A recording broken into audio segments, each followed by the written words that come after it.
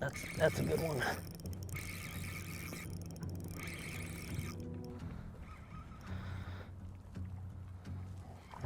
Decent.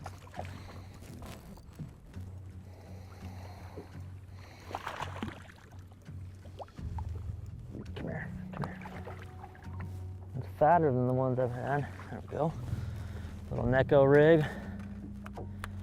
Trocar finesse hook, little Neko hook. Decent one. I think it's a Kohler. Welcome to the Toyota Bassmaster Studios. Chris Zaldain here, and hey, everyone's faced at 2 o'clock. Less than an hour left. You got to run to the ramp, but you need one more keeper in the live well. You've got 4. I know that the pressure's on with the Bassmaster Elite Series, that you've had to go through that many times. A lot of people turn to maybe a Ned rig or a shaky head, and that's kind of what they are the go-to. What is your go-to? You got one fish to get in the boat, and you have an hour to do it. Absolutely, Ronnie. I've been doing it since about 2000, 2001. Neko Rig, or I called it over the last few years, it's a Nail-Weighted Wacky Rig. And it's a presentation that requires finesse. Is it largemouth? And you basically throw it everywhere you throw a jig or the shaky head. It just provides a different presentation for those fish. Yes. And when I say nail-weighted wacky rig or a Neko rig, it consists of a trocar hook like this. This is a trocar wacky style or Neko style hook. It happens to have the antenna on it as weed guards. There's a weedless version and there's a non-weedless version. I use both. Lake Chateau, towards the end of 2018, I caught a 5-pound largemouth bass on that hook on that rig right there with the Neko rig, and it was 2 o'clock p.m. with an hour to go, and I knew if I broke out that Neko rig, I would catch one. So just real quick rigging here, whether it's the weedless style trocar hook or the non-weedless style. Here's a little tip for you. Most people throwing the Neko rig, they use the O-ring, just a traditional rubber O-ring with the the wacky O-ring tool. You basically thread the O-ring on the screw side here, insert the worm inside the rigger here, and you just put the O-ring on top of the worm.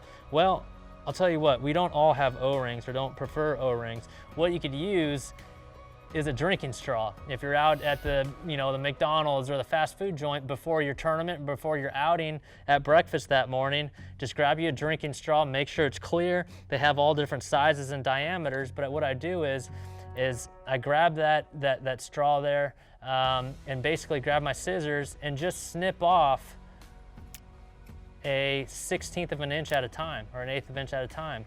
And I collect those there, and I happen to have a couple here. I just snip it off, and what you have is just a plastic O-ring, and it's just real clear. It provides just a nice holder for that hook on that worm there. And basically I'll just grab a worm, and it's very important when I'm Neko rigging to select a worm without a tail, so a straight tailed worm, which allows that worm to fall directly vertically. So I'll just grab that O-ring, slip it on top of that worm here. I've already got one rigged up.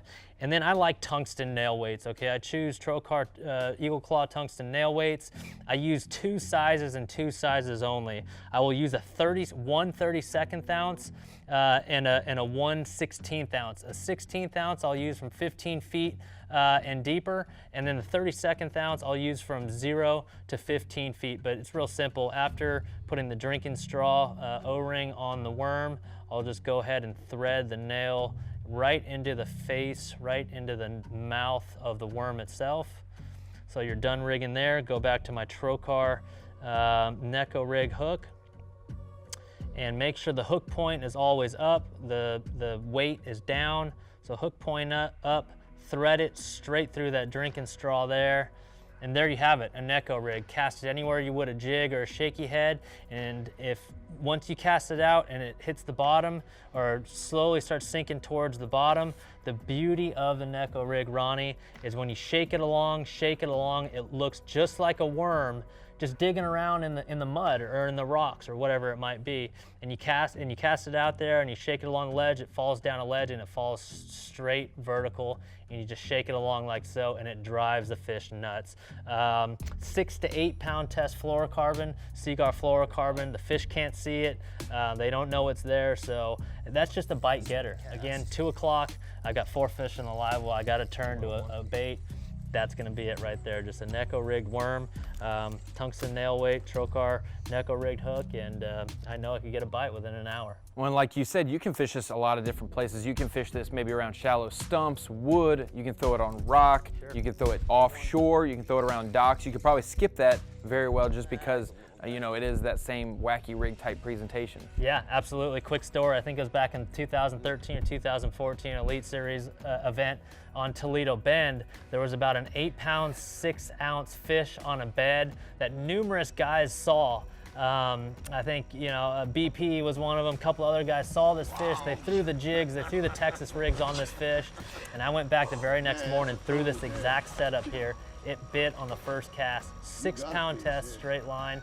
Caught an 8+ pounder. It was a big fish of the tournament and jacked me way up in the standings. So very, very deadly technique for big fish, small fish, just to get a bite. That's what I go to. Last question, how is it a little different, the Neko Rig, for folks who are like, oh, well, that's just another finesse presentation. You've got a drop shot, you've got a shaky head, you've got a Ned rig, and then you've got a wacky rig. What makes this one so much different, or maybe a go-to? When are you gonna go for this instead of the other techniques? Yeah, again, I mentioned, you know, I use 2 sizes, a 32nd from 0 to 15 feet, and then the 16th ounce from 15 on deeper. And again, going back to the action here, I know it's different because it's always standing up. The tail is always up and the nail is always digging into the mud, and it's just so natural to fish. It looks like a worm just coming out of a wormhole, literally, or just digging inside. You know, again, I mentioned throwing it in and around beds in the springtime. It works really good because it looks like a worm that's eating the bass's eggs there. So it's just a completely different presentation, and there's no other setup that simulates a worm digging in the mud like that. Don't subtract a presentation from your arsenal, only add one. This isn't gonna replace all of them. It's just gonna make you a better angler and give you one more option when you need to boat one more fish late in the day.